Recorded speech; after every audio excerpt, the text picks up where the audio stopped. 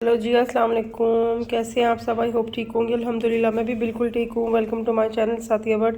आज मैं लेकर नई वीडियो आपके लिए, और वो है, आपको देख के अंदाज़ा तो हो गया होगा जी। तो ये साग की रेसिपी है मेरे पास। तो ये बहुत ही इसके बेनिफिट हैं। फ़ाइबर इसमें बहुत ज़्यादा होता है, तो जो डाइट करते हैं उनके लिए भी बहुत अच्छा है। और स्पेशली मुझे तो बहुत अच्छा लगता है ये। तो मैं ज़्यादा सारा बनाकर फ्रीज़ कर लेती हूँ, और सुबह नाश्ते में भी बहुत ज़्यादा खाते हैं हम कश्मीरी लोगों की, तो बहुत ही फेवरेट होता है ये। तो इसको बनाने की रेसिपी बहुत इजी है, बट ये थोड़ा टाइम लेता है पकने में। तो जो जो इसके लिए चीज़ें चाहिए वो नोट कर लें। सबसे पहले मैंने लिया है 4 केजी मैंने लिया है ये साग, जो मैंने अच्छी तरह उसको छील कर कट करके वॉश कर लिया अच्छी तरह से, और एक देचके में डाला हुआ है, ठीक है। और ये मेरे पास पालक है, कटाऊँ वाली, जो नहीं आई है अभी।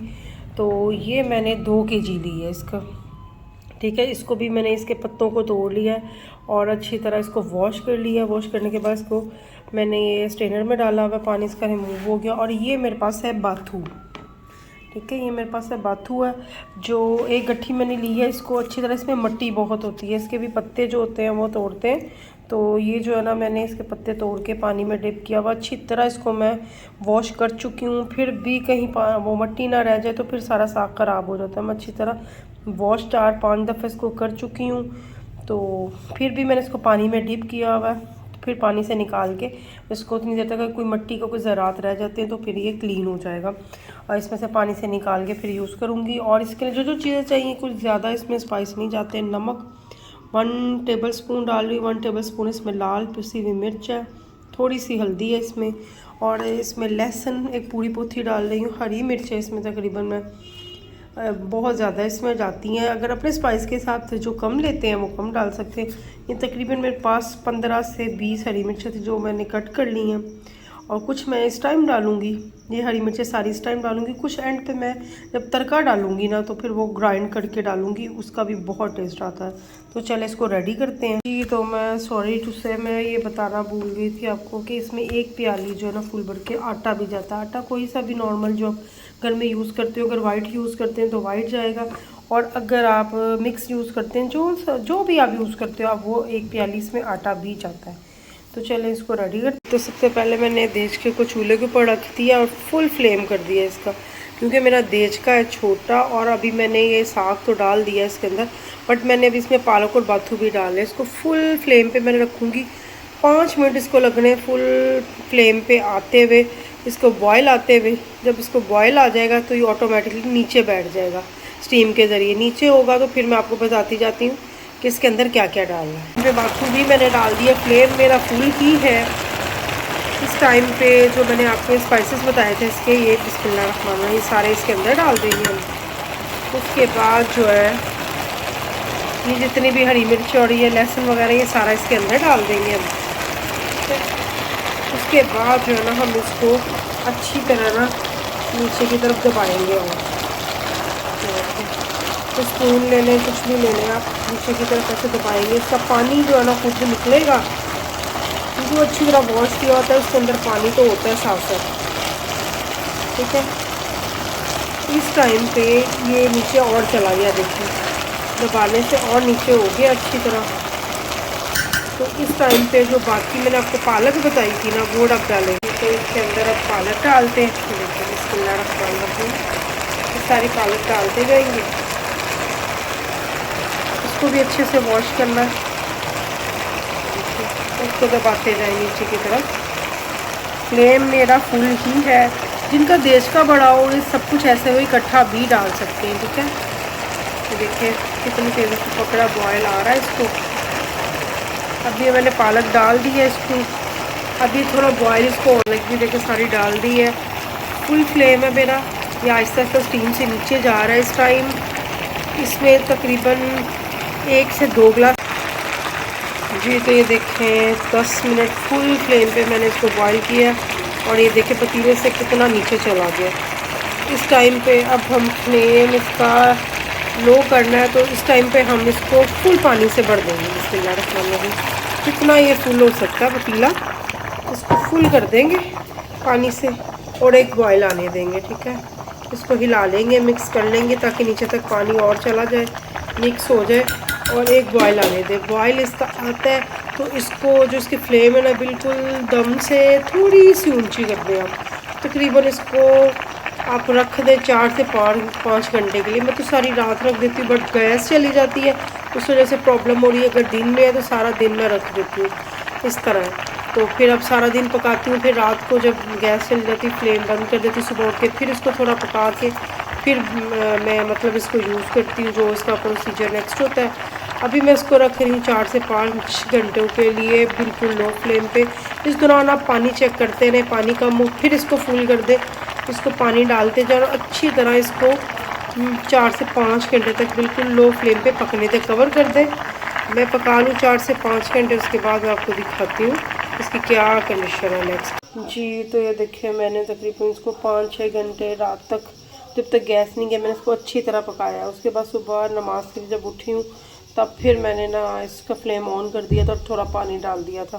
तकरीबन 4-5 घंटे फिर ये पकता रहा है। उसके बाद जो है ना मैंने इसको फुल फ्लेम पे मैंने इसको मतलब किया है कि थोड़ा इसका पानी ड्राई हो जाए। अब देखिए इसके ये है, इस तरह ही इसका पानी देखिए इतना इसके अंदर है।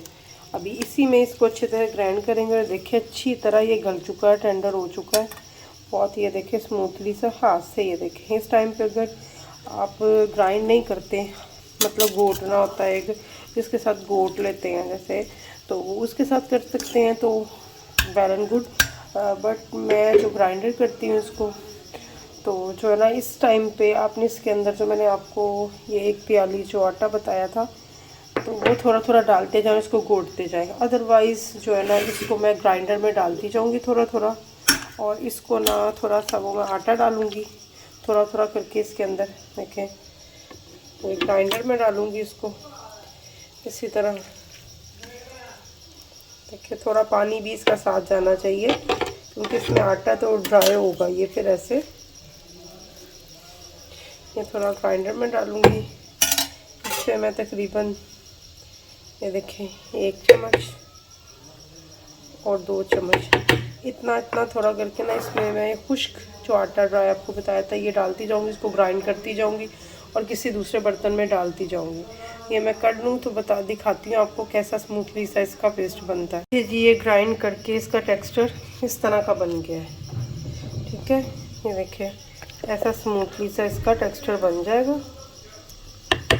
तो इसको किसी भी दूसरे बर्तन में आप कन्वर्ट करते जाएं और इसी तरह सारा ग्राइंड कर। जी तो ये देखिए मैंने सारा जो है ना ग्राइंड कर लिया है साग। अब इस टाइम पे हम इसको रखेंगे चूल्हे पे, फ्लेम ऑन करेंगे और फ्लेम ज़रा थोड़ा सा हाई होगा। इस टाइम जो हमने ग्राइंड करते वक्त थोड़ा पानी डाला था, अगर तो अदरवाइज़ आपका ज़्यादा पानी हो उसी पानी में ग्राइंड करें, अगर कम हो तो थोड़ा डाल लें इसको अच्छी तरह, क्योंकि इसमें आटा डाला हुआ है तो उसको मिक्स करना होता है, ठीक है। अच्छे से वो ग्राइंड हो जाए, मिक्स हो जाए उसमें, फिर इसको पकाने का मतलब भी यही है। काफ़ी टाइम तो ये पक चुका होता है। इसको अब इस टाइम पे पकाने का हमारा बेसिकली मकसद यही है कि हमने इसमें आटा डाला है, वो 5 से 7 मिनट इसको हम पकाएंगे फुल फ्लेम में, और इस टाइम पे अच्छी तरह चम्मच भी चलाएंगे कि नीचे लग ना जाए। उसके बाद ये आपका साग जो रेडी है विदाउट तड़के के। इस टाइम पे आप इसमें अगर चाहें तो नमक अपना टेस्ट थोड़ा कर लें, या फिर आप ना हरी मिर्च जो और चाहते हैं स्पाइसी थोड़ा तीखा खाना चाहते हैं वो ग्राइंड करके या जैसे भी कट करके इसमें डालना चाहें वो ऐड कर सकते हैं। तो मैं जब ये तड़का लगाऊंगी मैं तब उसमें जितना मुझे खानी होगी स्पाइस में तब ग्राइंड की भी हरी मिर्च तड़के में लगाऊंगी। इस टाइम नमक भी उसी टाइम डालूंगी, जिसने कम लेना वो कम ले लेता है, ठीक है। तो अब इसको बेसिकली इसका हमारा यही है मकसद, इसको दोबारा पकाने का कि इसको आटा जो अच्छी तरह इसमें थोड़ा पक जाए।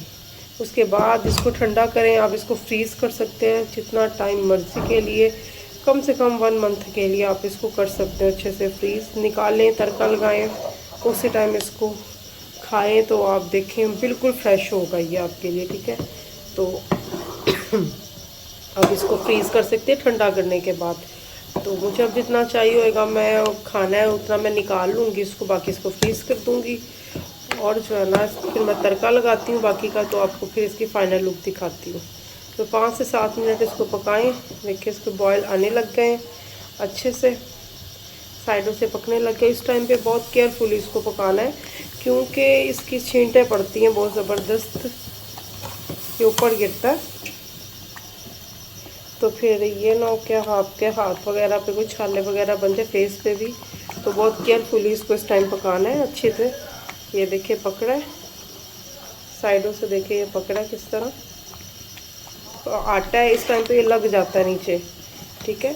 आटे को नीचे लगने नहीं देना, इसमें जो आटा है उसकी वजह से ये लग गया नीचे तो सारा मटेरियल ख़राब हो जाएगा, सारी मेहनत ख़राब हो जाएगी। तो 5 से 7 मिनट की बात है। इसको चम्मच जो है ना, इसका चम्मच मुसलसल हमने हिलाना है, ठीक है। तो इसको अच्छे से मिक्स करते जाना है।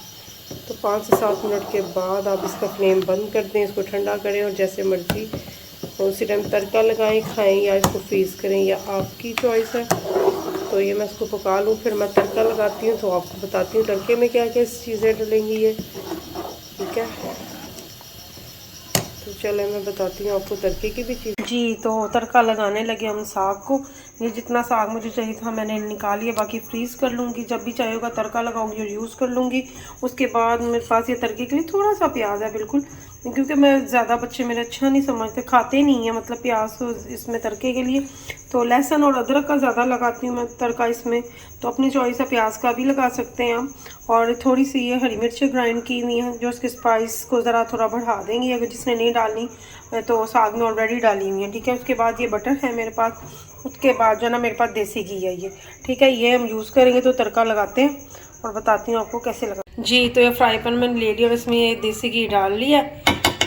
तो ये अपनी ना आप टेस्ट के हिसाब से डाल लें, जिसने कम लेना है कम डाल लें, ज़्यादा खाना ज़्यादा।